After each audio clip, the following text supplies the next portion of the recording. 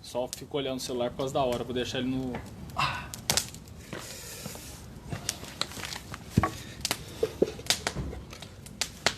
Bom, estamos aqui de novo, conversas à beira do fogo. Meu amigo aqui, Diego, um grande explorador das matas, das águas, né? Do planeta. Do planeta. E... Explorador não, né? Acho que... Pesquisador. Explorador, pesquisador. Garimpeiro. Garimpeiro. E aí ele tem um projeto super bacana que ele deu o nome de Nascentes da Crise. Eu recebi o nome. Recebeu o nome, né? Depois você vai contar. Agora o Diego, o que significa isso? Como é que surgiu esse nome? Quer dizer, que crise é essa? Que Nascentes da Crise? Me explica um pouco esse nome aí. Então, Ricardo, Nascentes da Crise, assim, é importante trazer uma introdução, né? Aham. Eu sempre fui muito curioso, né? Sou natural de Varginha, Minas Gerais, e com 18 anos mudei para São Paulo e fiz a faculdade de comunicação. E logo no primeiro ano da faculdade, eu senti um chamado muito grande da Amazônia para buscar entender o que era aquele território. Então eu fui para a Amazônia pela primeira vez em 2002 e produzi um filme documentário, enfim. E depois disso eu devo ter ido mais de 50 vezes aí para todos os 9 estados no Brasil. Uhum. E para 7 dos 9 países da Amazônia. Eu só não estive no Suriname e na Guiana Francesa. Bem, o Nascentes da Crise, ele nasceu em 2014, né, no auge da crise hídrica de São Paulo, né? A gente fala de São Paulo porque São Paulo é onde concentra a grande mídia, né? Mas todo o centro-sul da América do Sul sofreu muito com aquela estiagem, né, que marcou o ano de 2014 e início de 2015. Eu lembro bem dessa estiagem. Sim. Então, assim, o nome Nascentes da Crise, ele traz uma visão, né, da crise hídrica, mas ao mesmo tempo a crise da humanidade, né, do ser humano. Dessa, né? Civilização agora atual. A ação antrópica que a gente diz, né, como o ser humano interfere, né, na harmonia do ecossistema, né. Essa semana, inclusive, eu tive a oportunidade de ir lá na exposição do Leonardo da Vinci e me impactou muito, assim, a visão dele, assim, sobre a biomimética, né, assim, a inspiração na natureza para os esboços dos projetos, né? Porque nada na natureza existe sem estar em harmonia, né? E quando há algum desequilíbrio, ela se auto-organiza, né? E recupera a estabilidade, né?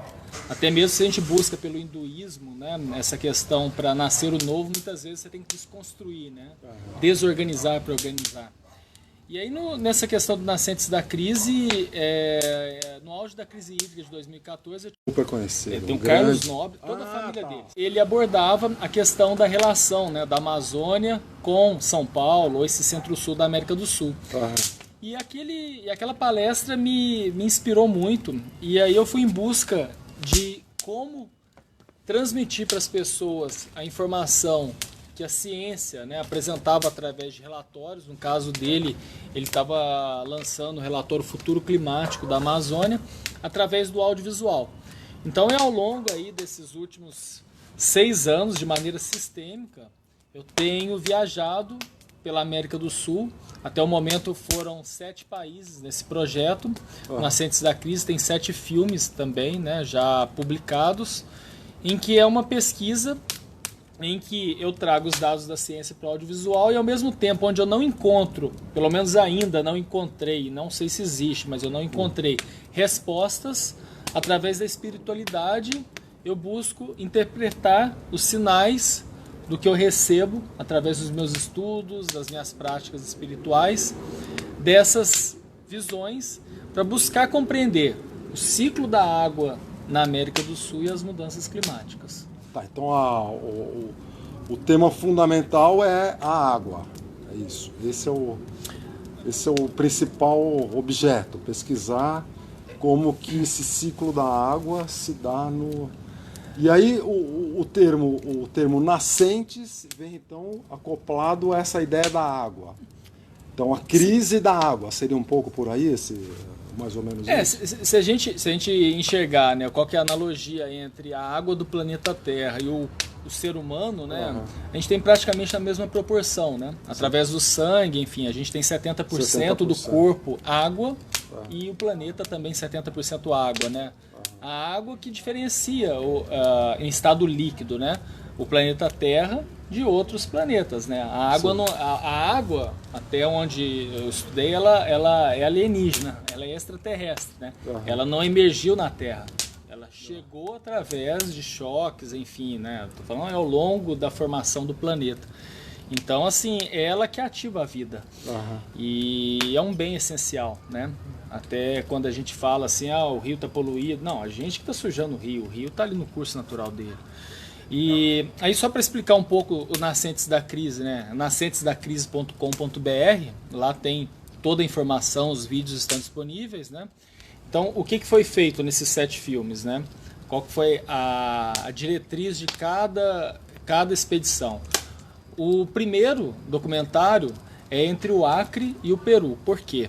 Porque no estudo do cientista Antônio Donato Nobre, e que ele bebe em várias fontes também, aborda que a umidade amazônica ela tem uma predominância do leste para o oeste.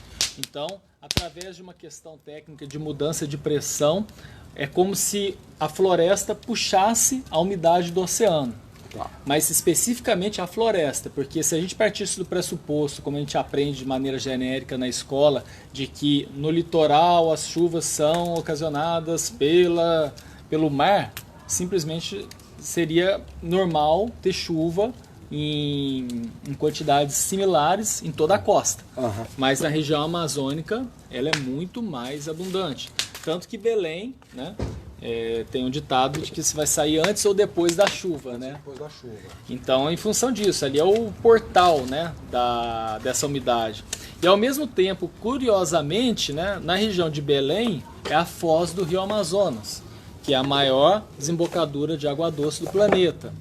Agora, o que é muito interessante pensar é que a água que sai líquida pelo Rio Amazonas, aí não me pergunte como que eles fizeram esse cálculo, é menor do que a quantidade de umidade que entra pela atmosfera. Então, a partir dessa visão, foi constatado de que a Amazônia estaria exportando água para outras regiões da América do Sul. Então, isso é muito interessante. Então, eu fui no ponto onde a umidade, predominantemente nesse ponto, choca com a Cordilheira dos Andes e começa a fazer uma curva no sentido sudeste da América do Sul, chegando aqui até na região de São Paulo, Centro-Sul. Através dessa exportação das águas virtuais, conceito de rios voadores, né, que o Gerard Moss fez muitos experimentos aí através do sobrevoo. Então, eu apresento 3 rotas que conectam os Andes à Amazônia, tendo como ponto principal das minhas expedições Machu Picchu. Então, a minha interpretação aí nos meus estudos espirituais, porque isso eu nunca encontrei na ciência, né, essa informação, mas a minha interpretação que os povos que habitavam aquela região, isso eu estou falando desde dos Incas, mas até povos anteriores aos Incas, de certa forma já detinham um conhecimento de Machu Picchu como se fosse um para-raio da umidade. Então, assim, aquela montanha, o Huayna Picchu, que a gente vê aquela elevação nas fotos tradicionais de Machu Picchu, né, que tem ali a cidadela e aquela montanha ao fundo, né, que ela já era devocional, assim, ali era um ponto de devoção à montanha e às águas. Isso, através das minhas meditações, dos meus trabalhos espirituais, eu tive essa leitura, eu recebi de maneira muito forte essa informação. Mas ao mesmo tempo pode parecer subjetivo para muita gente, mas para mim faz sentido, porque bate exatamente nos estudos científicos onde a predominância dessa umidade é mais relevante. Tanto que um dos lugares que eu apresento lá no documentário é um distrito que chama 15.000, que é onde tem o maior índice de chuvas de todo o Peru, que fica muito próximo ali de Machu Picchu, né? Então eu apresento 3 caminhos. Eu saio dos Andes por estrada de terra, por um rio, que é o Rio Canota, que é o rio Urubamba que passa em Machu Picchu. e por estrada asfaltada, conectando os Andes à Amazônia. Esse foi o filme número 1. Tá. O 2, partindo dessa visão de que a Amazônia estaria exportando água através dos rios voadores, a segunda maior desembocadora de água doce da América do Sul é no Rio da Prata, entre o Uruguai e a Argentina, né? Por exemplo, a água que está caindo aqui agora, para quem não está percebendo, está chovendo um pouquinho aqui, pequenas gotículas. Toda a chuva que cai na cidade de São Paulo, seja caindo de um lado da Avenida Paulista, seguindo para o Rio Pinheiros, ou chegando até o Rio Tietê, através do Tamanduateí, elas vão chegar mais cedo ou mais tarde entre a Argentina e o Uruguai. Então as águas de São Paulo desaguam no Rio da Prata. Então, com essa informação, no filme 2, eu fui para Montevidéu e faço uma viagem até Buenos Aires, passando por dentro das ilhas que cruzam o Rio da Prata. Então eu apresento várias visões, como que funciona esse ecossistema na segunda maior desembocadura de água doce da América do Sul. O filme 3, a gente tem passando aqui na região da Grande São Paulo, na região ali de Cotia, o Trópico de Capricórnio. Quem pega as rodovias ali, Castelo Branco, né, vê aquela placa, aqui passa o Trópico de Capricórnio. Sim. O Trópico de Capricórnio, ele também passa exatamente na cidade de São Pedro de Atacama. Então, na região do Atacama, no Chile, que é o deserto mais seco do planeta, está na mesma latitude, ou seja, na mesma linha que a cidade de São Paulo, a Grande São Paulo. Porém, do lado de cá, não é deserto. E lá é o deserto mais seco do planeta. E o que aconteceu agora, essa semana, né? As queimadas da Austrália passaram pela América do Sul. A Austrália é cruzada pelo Trópico de Capricórnio. Então, fora a região litorânea da Austrália, o centro do país é um grande deserto.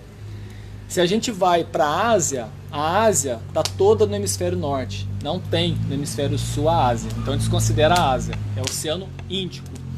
E na África é o deserto de Kalahari, na região de Botsuana, Namíbia, Suazilândia, África do Sul. Também deserto.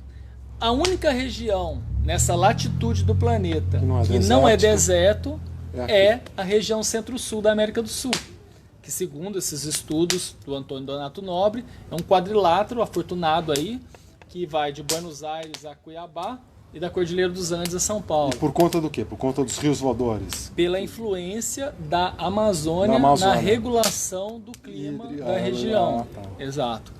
Bem, esse foi o filme 3. Por isso que ele fala, né? Ele fala, o Carlos Nobre também, já vi ele falando, que se desmatar a Amazônia, nós vamos ter seca aqui no sul e vai interferir muito nas lavouras que a gente tem aqui, né? Nas grandes lavouras de cana, de café, de açúcar, quer dizer, de cana, açúcar, né? Soja, né? Então vai ter uma crise hídrica se desmatar a Amazônia, porque toda essa água que a gente recebe aqui natural, ela vem de lá, né? Mas quando você fala se desmatar, por quê? É a tua visão que você acha que ainda não foi desmatada? Não, tá desmatando, se desmatar mais, né? Tá sendo desmatado. Assim, a gente já está diante de uma catástrofe. Você acha que já está no ponto do desmate na Amazônia, já está no ponto de não existe retorno? O que a ciência diz, que é o que eu compactuo, mas a minha visão é um pouco mais pessimista do que os dados que são divulgados. Assim, o que diz é que assim, tem um certo ponto que atinge o desmatamento, que não é você cortar a floresta inteira, mas chega um ponto que uma certa porcentagem, através de simulações, de cálculos matemáticos, de que a floresta muda o regime e se torna o início de um processo de savanização. Então muda o bioma, muda a composição daquele ecossistema. E com isso, a floresta vai morrendo, entendeu? Independente da ação antrópica humana. Você acha que já está assim? Pelo que eu vejo das minhas viagens em campo, a gente está num caminho assim que se não for declarado uma emergência climática, quase no ponto de um retorno. É isso. Porque não é mais, a gente não pode mais pensar em não desmatar. Só isso não basta. O que é preciso? Reflorestar. Repensar a ocupação da floresta amazônica. Assim, A questão da bioeconomia, da economia verde, né? É como que a gente extrai, né? Extrai assim de uma maneira harmoniosa, né? O que a floresta tem a oferecer, mas de maneira que não gere um impacto que não seja remediável. Que não altere a vegetação, não altere o clima. E no caso que o seringal é uma forma de fazer essa exploração sustentável? Não, os seringais, em geral, eles são muito sustentáveis, porque, aliás, é uma extração sustentável. Por quê? Porque você depende da seringa em pé para você extrair a borracha, o látex, né? Derruba, né? Mas o principal ponto ali da Amazônia é o seguinte, assim, isso, a literatura, a gente já tem muita reportagem sobre isso aí, mas só para a gente contextualizar, assim, você tem a floresta intacta, nativa, vamos dizer assim, seja reserva indígena ou seja terras da União, ok? Sem dono, terra sem dono. O primeiro ponto é a ocupação humana. O humano quer deter aquele espaço, quer grilar aquele espaço. O primeiro ponto é você cortar as árvores nobres. Então o que acontece muito na Amazônia não é aquela imagem simplesmente das florestas derrubadas. Isso é uma etapa posterior. A primeira é a extração das árvores nobres. Então uma derrubada gigantesca. Uma derrubada pontual de árvores nobres de alto valor. Mas para chegar até essas árvores nobres você precisa abrir estrada. Estrada, vai derrubando tudo. Não, tem muitas técnicas que são. Deixa eu só ver lá se está indo bem. Vai falando, deixa eu só ver se está como é que tá. Então, a próxima etapa, depois da retirada dessas árvores nobres, aí sim é o correntão, né? O correntão para derrubar a floresta que ainda resta ali. Depois vem o fogo, principalmente no período de seca, então foi aquele período de agosto, setembro, né, que foi noticiado as queimadas na Amazônia, porque é o período de estiagem. E depois que a floresta está derrubada, o gado. O gado vem no sentido tanto de ocupar, né, para começar um uso capião daquela terra, e ao mesmo tempo, né, fornecer uma carne sem certificado de origem para os supermercados, né? Então, ou seja, muitas das carnes que a gente come aqui está sendo conivente com o desmatamento da Amazônia. Fora o gado, independente do lugar que ele esteja no planeta, ele produz um gás que compactua com o efeito... Gás metano. Exato, que compactua com o efeito estufa.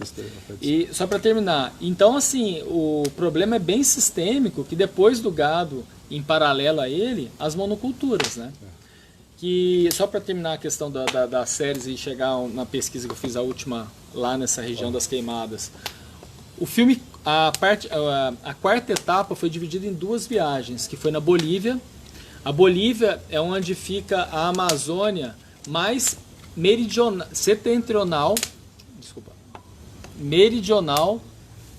agora eu estou em dúvida aqui, peraí. Meridional é para onde? Sul. Mais ao sul, a Amazônia mais ao sul é na Bolívia. Se a gente pegar na mesma latitude, fica na altura de Goiânia. É como se fosse no Brasil, a Goiânia ser floresta amazônica, exato. Então, assim, ali já é onde a Amazônia faz a última curva, essa umidade, onde ficam as primeiras nascentes dos rios amazônicos. Então, deixa eu entender. Então, a umidade vem do Oceano Atlântico, passa pela Amazônia, do estado do Pará, Maranhão, Pará. A umidade vem, aí ela condensa, aí depois evapora, forma nova umidade e vai se deslocando para os Andes. Isso. E uma grande quantidade de umidade, porque lá é que são as nascentes do Rio Solimões, né? Exato, que então, vão ali, retroalimentar, né? Então vem, e parte dessa, na forma de rios voadores, vem para o sul. Dependendo das correntes, de ar quente, enfim, essas coisas todas. Essa questão do nome Rio Solimões é uma coisa bem Brasil, porque assim, no Peru, em Iquitos, já tem o nome Rio Amazonas. Já é Rio O brasileiro criou esse negócio para levar para Manaus o encontro das águas do Rio Negro Solimões. É o encontro do Rio Amazonas. Tudo Amazonas, Rio Amazonas. Rio Amazonas. Beleza. Mas assim, por exemplo, esse rio que passa em frente ao Machu Picchu que eu mencionei, ele vai juntar com outros rios e vai se transformar no rio Ucayali, que é um dos, junto com o rio Maranhão, que vai formar o rio Amazonas em Iquitos. Iquitos, no Peru. O rio que passa lá em Machu Picchu, ele forma o rio Amazonas? Olha, exato. Que legal, não sabia disso. Sensacional, quando a gente começa... Eu fui para Machu Picchu já, peguei aquele riozinho. Aquele rio chama Urubamba, mas o nome sagrado daquele rio é Vilcanota.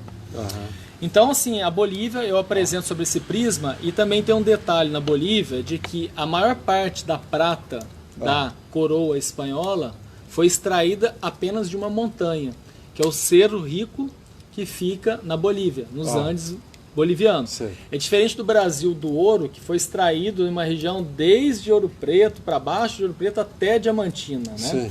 E uma curiosidade que isso eu não encontrei literatura sobre, mas foi uma visão minha, que Ouro Preto e Potosí estão na mesma latitude na América do Sul. Ou seja, os espanhóis entraram pela Colômbia, pela região de Santa Marta, os portugueses, assim, vamos dizer que o português foi o Cabral primeiro, mas tem toda uma polêmica, se não foi pelo Marajó, mas ok. Vamos dizer que chegou por Porto Seguro, Cabralha. Oi? Cabral, isso. E os dois chegaram no ouro e na prata e estavam explorando na mesma latitude sem ter contato entre eles, né?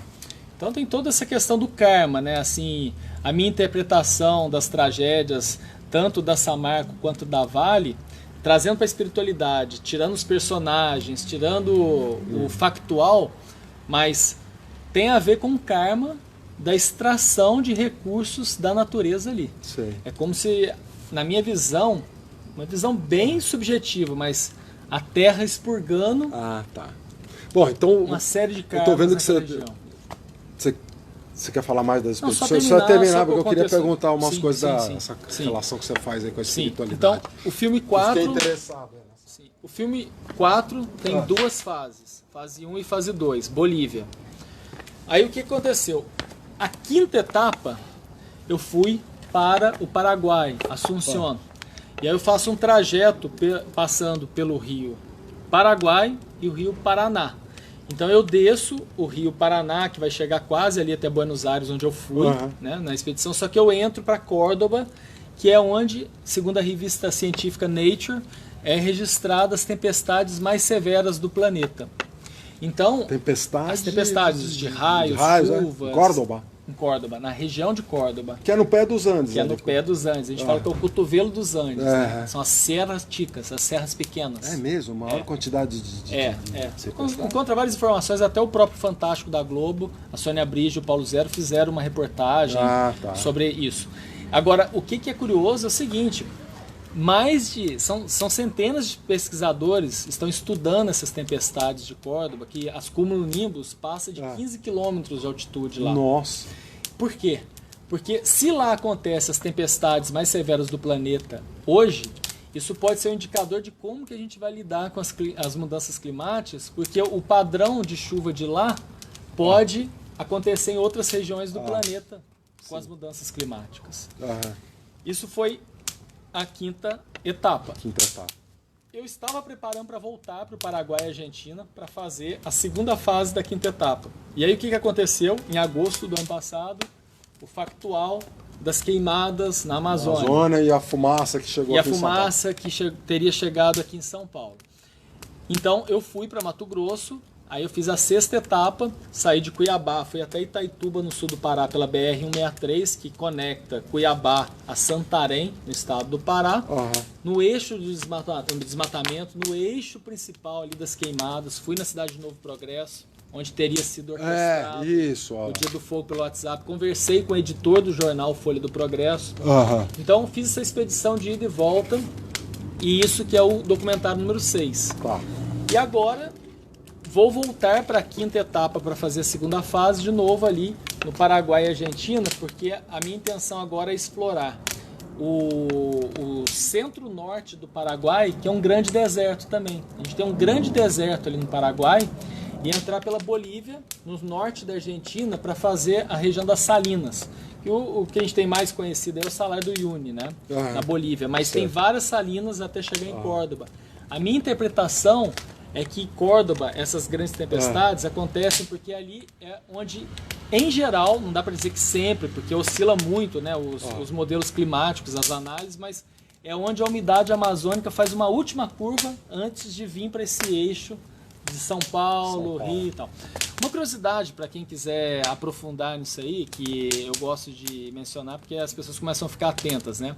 Assistam a previsão do tempo de qualquer TV brasileira, Globo, Bandeirantes, etc.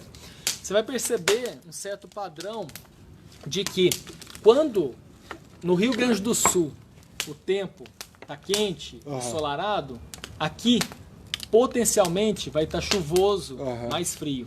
Quando lá está frio, nublado, aqui está ensolarado, seco. Porque a minha interpretação é que essa umidade amazônica, umidade, quando a gente fala umidade, é quente. Ela se choca com a frente fria e seca que vem desde a Antártida, do sul do continente americano e da Antártida. E esse choque, ele oscila. Então é como se a umidade encontrasse com a frente fria, gerando as chuvas e a mudança de tempo através dessa oscilação no pêndulo. Então, esse é o Nascentes da Crise até agora. Assim, eu trago dados da ciência e quando eu não encontro uma resposta, através dos meus estudos de espiritualidade e meditação, eu busco encontrar a minha verdade, né? Não quero trazer aqui, dizer que o que eu digo é a verdade absoluta, mas eu tenho percebido que tem batido as minhas interpretações com vivências em campo.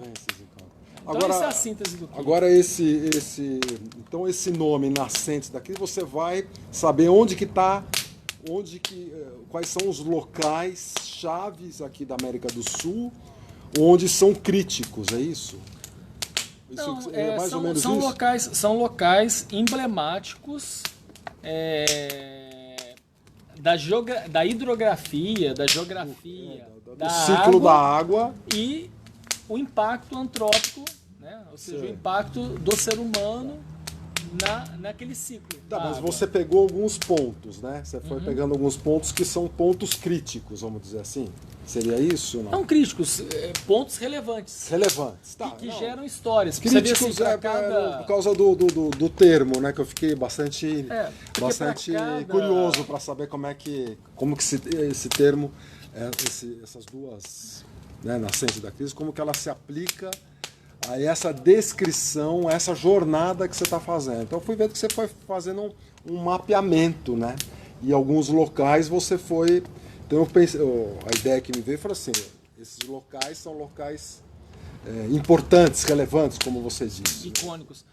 A gente pensar que hoje em dia, assim, todo o registro que eu faço de vídeo é nesse celular, né?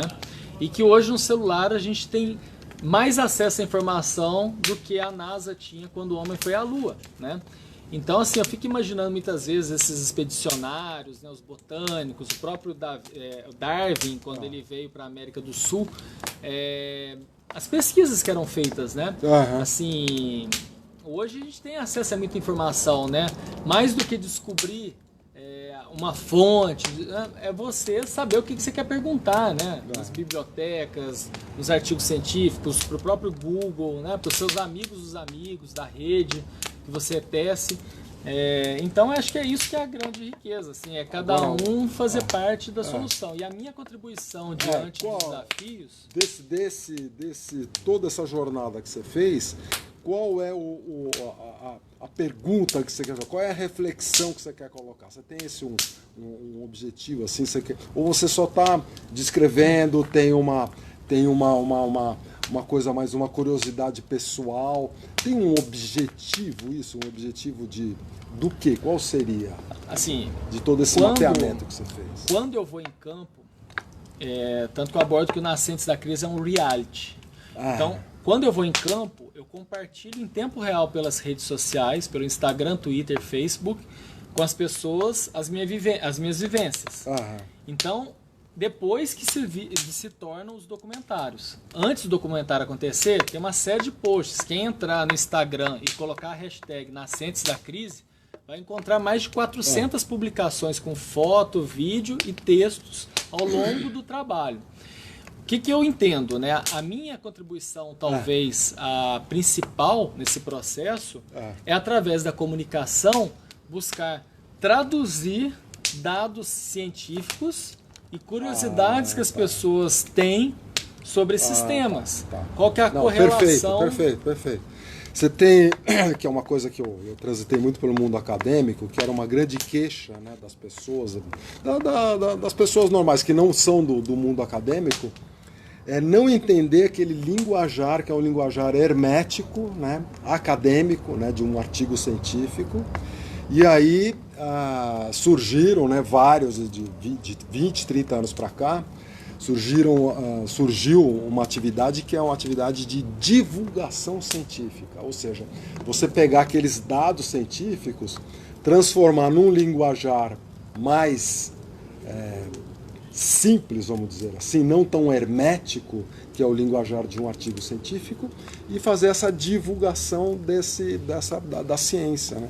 É um pouco isso que você faz. Sim, e eu percebo que assim, isso traz conscientização, né? Que as pessoas acabam se conscientizando e lutando mais por isso, né? Porque é uma coisa importante. Engajando com a causa. Engajando com a causa. Né? Eu percebo que assim, esse momento que a gente está vivendo, não só no Brasil, como vários países, né? Assim, sem citar, né, nomes, mas a gente tem uma tendência, né, que está acontecendo muito pelo descreditando a ciência, né? Sim.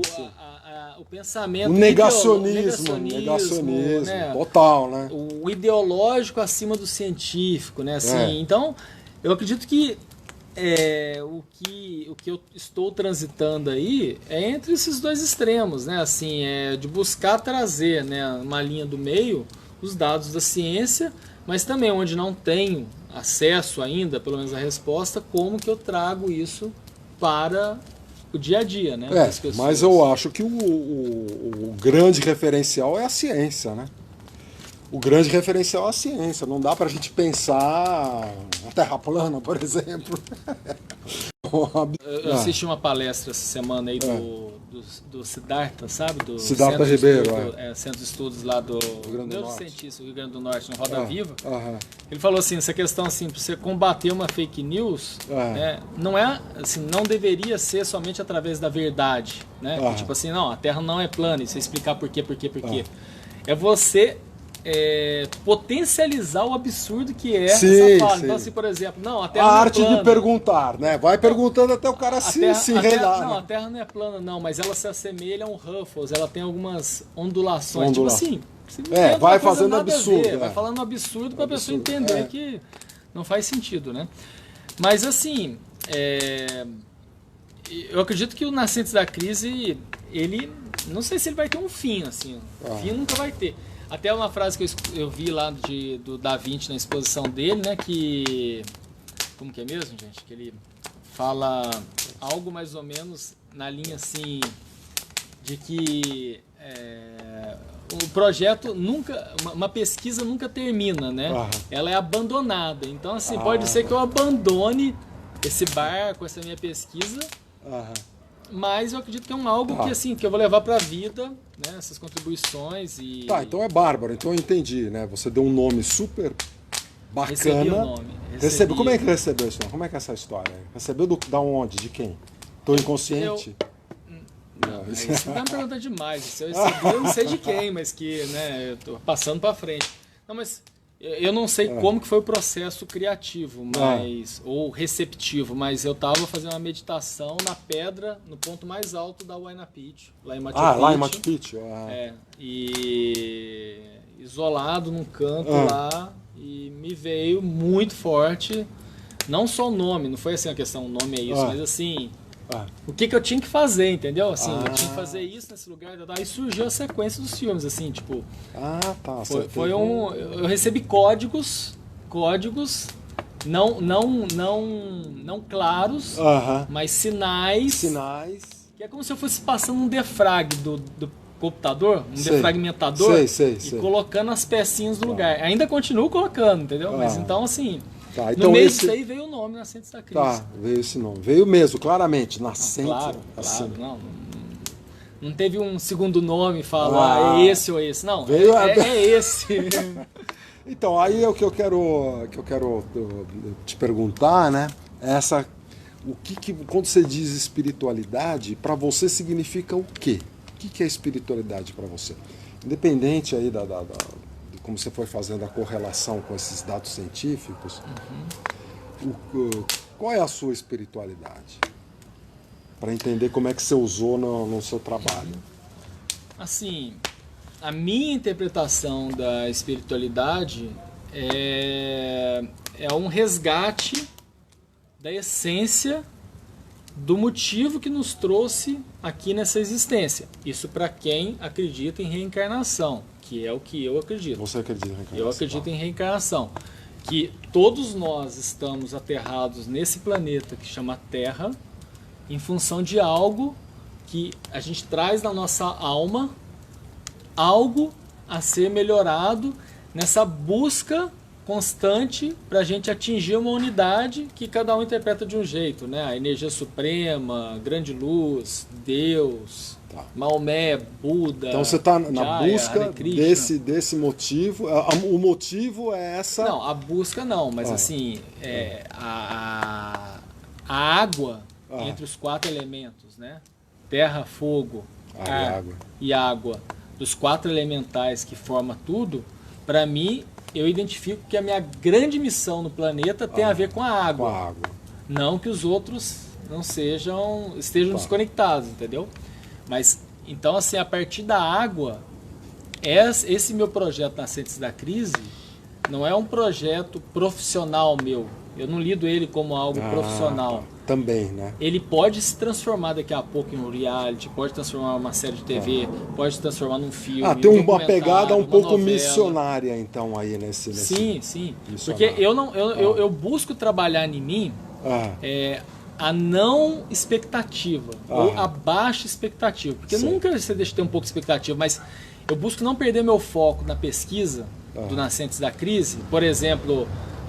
mas assim, uma grande TV, quando vai fazer uma reportagem sobre o projeto, um jornal, tal. Porque esse ego na linha de buscar visibilidade para minha pessoa tiraria o meu foco da pesquisa. Então, assim, é algo que se acontecer, vai acontecer naturalmente. Entende? Não é uma coisa que eu tenho que chegar na 8ª etapa com grande visibilidade, senão eu vou parar, vou abandonar o projeto. Não, eu posso estar daqui a pouco a gente fazendo outra conversa ao fogo aqui, daqui 3 anos, pode ser que eu ainda esteja na pesquisa e tudo bem, entendeu? Assim, que nem os arquivos mesmo do Da Vinci lá, muita coisa foi descoberta depois que ele morreu, né? Ou seja, ele simplesmente deixou o legado. Então você tem uma ideia de espiritualidade em termos assim de um processo evolutivo da alma humana, é isso? Que a gente está num processo evolutivo, é isso? Sim, considerando que todos os seres vivos, e dependendo da maneira que a gente pense, até os não vivos, vamos dizer assim, as rochas, né? Depende da linha, a gente tem, porque as rochas, né? O reino mineral, ele detém todo o conhecimento do planeta, né? Não é à toa que, por exemplo, no processo temascal, várias civilizações antigas, essa questão de devoção ao fogo nas rochas incandescentes, né, vulcânicas, são as abuelitas, né? As avózinhas, que elas detêm aquele conhecimento. Então, assim, se considerar tudo que existe no planeta em seu aspecto original, que eu estou falando, tá? Não estou falando a casa, que tá uma mistura de várias coisas, foi mexida, né? Até se a gente vamos trazer, por exemplo, uma coisa que foi deturpada pela humanidade. A folha de coca. A folha de coca, na natureza, nos Andes, ela foi descoberta como uma planta que é muito importante para o ser humano que habita aquela região. E com certeza, independente do ser humano, ela tem uma função na natureza. Ela não está ali à toa. Nem essas plantinhas que pode ser punks ou né, fruta, qualquer um está ali à toa. Agora, o ser humano foi lá, modificou, assim como uma casa, né? Criou cimento, né? Transformou, através de processo químico, em cocaína, e isso daí alterou. Mas tudo que tem estado natural, na minha interpretação, tem a sua essência, a sua alma, né? Então, assim, na minha visão, que cada um está aqui em uma busca, uma missão, né? A gente não simplesmente nasce para procriar, ter filhos, ganhar dinheiro, trabalhar e morrer, mas sim da gente deixar legado positivo no planeta, né? é fazer parte da solução e não do problema, né? Legado positivo é, então, a manutenção dessa diversidade de vida que tem o planeta. Manutenção da vida no planeta. Essa é um... Manutenção da diversidade, talvez assim, deixar um legado com o menor rastro de impacto possível. Porque o impacto é inevitável. Tá, né? sim, o impacto é inevitável, mas assim, a gente pode sempre buscar minimizar os impactos, tá, enquanto indivíduo. Tá, o legado ele pode ser, mas ele está sempre voltado, então, à preservação do planeta. Da vida no planeta, é isso? Sim e não, porque se a gente fala preservar, às vezes me dá uma impressão assim, eu quero aquela floresta intacta porque tem que ficar preservado. Sim, mas eu acho que a busca pelo desenvolvimento sustentável, né? Tá, tudo a bem. gente impactar o mínimo possível, né? Mas também assim, né? Sem entrar numa neurose, mas assim, sempre que você se ligar que você pode fazer mais com menos como impacto, vamos entrar numa neurose? Não, mas... se a gente acabou de constatar aqui que estamos num ponto praticamente de não retorno com relação à questão amazônica, né? Porque a gente, né? Você fala. mas por exemplo, aqui na conversa ao fogo, a gente está gerando menos impacto. Dá uns exemplos. Assim, ó, essa madeira que está queimando aqui, você recuperou de uma caçamba que estava sendo jogado fora. Isso. Ou seja, você não cortou uma árvore para essa função. Né? Sim, você está sim. dando uma sobrevida e um simbolismo que talvez uma pessoa que vai assistir esse vídeo, através do fogo que traz, possa né, se conectar. possa se conectar e gerar um impacto muito mais positivo do que... Entendeu? Então, assim, a gente está fazendo pequenas intervenções para gerar um impacto positivo. Eu acho que tem uma questão importante aí, né? Que essa coisa do aquecimento global, tal, do efeito estufa, que é alarmante mesmo, né? A gente não tem como dizer que não, né? E eu acho que é importante mesmo que fique claro, né? Que é uma coisa muito perigosa que a gente está vivendo hoje em dia, né? Muito perigosa. E então a questão espiritual está presente no teu trabalho, inclusive não só como um referencial e um fator que dirige um pouco, né? Que te leva, né? A cumprir essa missão dessas jornadas que você foi falando, mas também você, pelo jeito, quando você tem algumas dúvidas, você consegue receber, vamos dizer, informações que te ajudam a prosseguir nesse caminho. É isso também. No meio você foi falando aí de toques espirituais, por isso que me chamou a atenção. Assim, comigo não funciona algo assim, tipo, eu tenho uma dúvida, vou me fazer não é tão linear assim. Não é linear, mas assim, eu tenho muitas dúvidas que no meu processo do dia a dia, seja em campo, geralmente acontece muito em campo, quando eu estou durante as viagens, acontecem situações, fenômenos, visões muito claras que trazem respostas de algumas perguntas. Uma dessa foi essa que você lá do Ana Pitch, né? Tem mais alguma assim que você pode contar assim pra gente? Da Ana Pitch em que sentido? Do Ana Pitch que você recebeu do nome do Nascentes da Crise. Do Nascentes da Crise. E você recebeu toda a questão das viagens, tá? Teve alguma? Eu mencionei que é uma coisa mística, né? É um chamado místico que você quase que mas eu mencionei uma outra aí que é constatável abrindo o Google Earth lá, essa questão da latitude de Potosí e Ouro Preto, né? Tá. A questão Aí quando você falou disso, falou da questão do karma. Então, karma terrestre. Então, para você, a Terra seria como uma entidade, um ser vivo. Sim. Algo assim. Sim, assim, que é a ideia de Gaia, né? Teoria de Gaia. Teoria de Gaia, né? Até na questão de Pandora, do filme Avatar, Ewa, né? Que é o espírito de Pandora.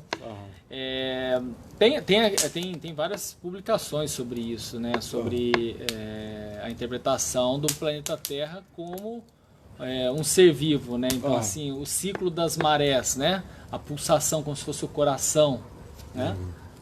as marés, Certo. os vulcões emanando também, né?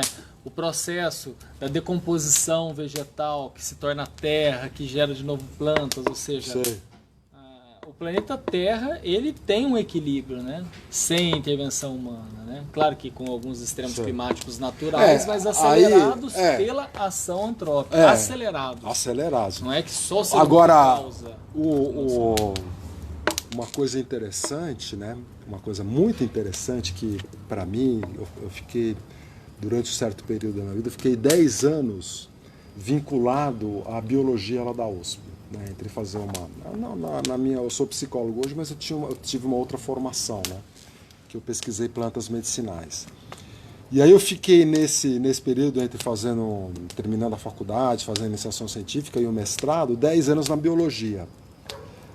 E mais especificamente no departamento de botânica. Mas eu tive muitos amigos, né, dali dos biólogos, e isso me influenciou muito. Em que sentido? Né? Principalmente os amigos da ecologia.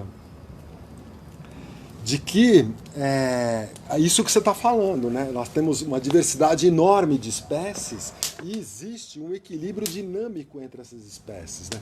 Quando uma espécie começa a ser muito invasiva, existem mecanismos, né, do próprio ecossistema que fazem com que essa espécie ela entre em declínio, né, para ela não ser uma coisa invasiva e que acabe com outras espécies. Agora, isso acontece, eu tive várias conversas com os meus amigos lá da ecologia, e eles explicaram bem. Por quê? Porque nenhuma espécie, que seja planta, bactéria, vírus, mamíferos, enfim, das várias, nenhuma espécie ela é tão potente a ponto de se tornar uma coisa invasiva no planeta como um todo. Né? Nenhuma espécie tem esse poder. E o ser humano é uma espécie muito diferenciada de todas as outras espécies que estão no planeta. Não existe nada parecido com o ser humano. É uma espécie absolutamente bizarra, né? Totalmente fora da curva. Não existe nada igual. Você vê semelhanças entre uma planta, uma bactéria, quer dizer, eles têm muitas limitações. O ser humano ele tem uma forma de interagir no planeta que ela é absolutamente invasiva.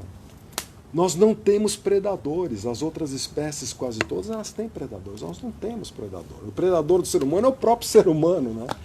Mas mesmo assim a gente está aumentando a população absurdamente. Né? Então, essa que é a base. Então essa é a questão assim, que eu vejo como uma questão fundamental. Entender isso, que o ser humano é algo totalmente fora do padrão, né, de espécies, das milhões de espécies que nós temos no planeta. Aí, como fazer com que o ser humano ele adquira essa consciência de poder se integrar nesse mundo de diversidade de espécies que é o planeta, entendeu? Ele está como se ele estivesse numa viagem arrogante, tão cega, que ele está se proliferando, está sendo uma espécie absolutamente invasiva, e aí é o que a gente vê agora, essa questão do aquecimento global. Né? Então, comentando sobre essa questão. A base para minha interpretação, né, por que eu chego nessa visão que eu compartilhei no início lá, né, que a gente está próximo ou já num ponto de não retorno, é justamente devido, na essência, justamente devido à perspectiva de que a humanidade só está crescendo a população, né? Assim, já passou de 7 bilhões, então assim, o que eu vejo, e hoje em dia é algo que me move muito o meu objetivo de vida, assim, hoje eu não tenho filho. Ter filho não é uma prioridade para mim, mas tão importante quanto, sei lá, para eu ter mais tempo, para dedicar a mim, ou qualquer outra razão que seja, para mim envolve a questão ambiental. Sim. Porque além de ter que zelar por um ser, né, a gente tem que pensar no impacto desse ser na humanidade, né? Aí tem gente que fala, não, mas olha, mas seria muito importante você ter um filho, ter um legado de ter uma criança que vai gerar transformação. Cara, vamos trabalhar a educação com os que tem aí, o tanto que está perdido aí. Então, assim, essa perspectiva também a gente falar, mas assim, agora que vários países, as comunidades, né, a classe mais baixa está tendo acesso ao consumo, tal. Gente, o mundo mudou, né? Agora a gente já sabe, todo mundo sabe que a gente está no ponto, né, de quase não retorno. Então, assim, o que os portugueses, espanhóis, holandeses, ingleses fizeram lá no passado? Porque tinha uma visão de terra, né? O planeta infinito, ilimitado, né? Assim, o mundo era outro naquela época. Agora, hoje, a gente continuar com essa perspectiva e aceitar simplesmente assim do consumismo, né? As classes mais altas consumindo mais, impactando mais, quem está embaixo consumindo mais e procriando, todo mundo procriando mais gente. E todo mundo querendo subir, né? Todo mundo querendo subir. Pega um dado econômico agora e olha, questão do aumento do preço da carne bovina, essas críticas todas que, por um lado, está até incentivando as pessoas a comerem menos carne, né? Tem essa grande vantagem da conscientização, mas por quê? Porque abriu-se o mercado na China, né? Imagina o tamanho do mercado chinês. Então a carne está sendo exportada, mas daqui a pouco, né, o agronegócio vai se auto-organizar novamente. Se no Brasil hoje tem cerca de 220 milhões de cabeças de gado, vai ter 300. Eles já estão fazendo inseminação artificial para ter mais boi para abastecer o mercado interno, sem deixar de ter o externo na China. Ou seja, o impacto que esses bois estão gerando. É absurdo. Ou seja, então assim, a gente está rodando em volta do rabo. Não, sem perceber. Eu acho que a gente tem que abandonar essa ideia de crescimento. A ideia de crescimento, essa coisa de crescimento, temos que crescer, o país tem que crescer, o PIB tem que crescer, fica aquele mantra, né? Aquele mantra do neoliberalismo, crescer. É impossível isso, não tem como crescer, né? O que precisa fazer, na minha opinião, é algo que eu li de um filósofo economista francês, que ele propõe a ideia do quê? De um decrescimento sustentável. Ou seja, não dá para crescer mais, é impossível crescer. A gente não tem matéria-prima para crescimento. A gente não tem... crescer mais significa jogar mais resíduo no planeta, jogar mais gases de efeito estufa. Então é impossível, não tem como crescer. Então a ideia é estabilizar o crescimento, parar de crescer e focar na sustentabilidade e ter uma coisa mais igualitária, né? A desigualdade é brutal, né? Esse é o problema, então não dá para... Mas eu acho o que vai ser a motriz dessa transição é a economia colaborativa. Sim, dá um exemplo aqui, por exemplo, é a transição do ter para ter acesso, né? Sim. Se você ter as coisas ou você ter acesso é mais importante. Um exemplo. Você não precisa ter a sua geladeira, eu preciso ter a minha. Precisa ter uma só. Dá o exemplo do carro. Né? Até então, assim, porque o transporte é ruim, tal, carro. Mas assim, hoje, com a emergência aí desses aplicativos, muita gente que está saindo do mercado de trabalho, por exemplo, porteiro, hoje com as portarias digitais aí à distância, é um mercado que perdeu, assim, zilhões de vagas. Mas ao mesmo tempo, essas pessoas estão alugando carro, comprando carro para servir pessoas que já não estão tendo mais carro. Os aplicativos. Isso já é um sinal que está declinando esse consumo de veículos, né? Porque é muito mais relevante, pelo menos para mim, no meu caso. Eu já estou aí há 13 anos sem carro, mas de eu saber que eu tenho milhares de motoristas particulares à disposição de mim na hora que eu precisar a baixo custo, é sensacional, né? Então, como que a gente faz com que cada vez mais, né, o colaborativo faça parte da nossa existência? Eu acho que a saída é isso. Brechós, reutilizar, feira de trocas, né? Cultivo do próprio alimento. E além dessa questão material, né, dessa coisa colaborativa, economia colaborativa no sentido material, a gente precisa ter também uma ideia de ser mais, ser no sentido do afeto, né? A gente precisa usufruir mais das relações afetivas, estar mais um com o outro, fazer, estar usufruindo mesmo, né, da presença, como nós estamos aqui conversando, tem um fogo, quer dizer, né, a gente está aqui batendo um papo. Então, acho que saiu um pouco desse foco do ter, que é o grande mantra do consumismo, né? É o ter, e usufruir mais dos afetos, né? Né? Aprofundar as relações afetivas. Que isso aí ele é uma forma importante, uma forma sensacional até, né? De você se sentir bem, de você ter prazer pela vida, que é o que a gente busca, na verdade, né? Essa coisa do prazer. Já deu 1 hora já. Beleza? 1 horinha já de conversa. Então, para quem quiser mais informações aí, né, sobre o Nascentes da Crise, a hashtag Nascentes da Crise no Twitter, Instagram e Facebook, e o site nascentesdacrise.com.br. Outro projeto aí que eu empreendo é a Muda de Ideia, então mudadeideia.com. E nas redes sociais, meu perfil, Diego Gazola, com um Z e um L. Você coloca isso depois nos comentários, tá? Nos comentários você coloca todas essas informações para quem quiser. Muito bom. O barulhinho do fogo, né? O cheiro do fogo, nossa. Sinto falta quando não tem fogo assim por perto. Aqui, esse quintalzinho aqui cantinho já virou muito legal. Ponte do Fogo. Ponte do Fogo. E pela primeira vez você está fazendo esse ângulo. Desse ângulo aqui. Deu legal. Ficou bacana. A mata de fundo. Ficou legal. Isso aí, Diego. Beleza. Valeu então. Valeu.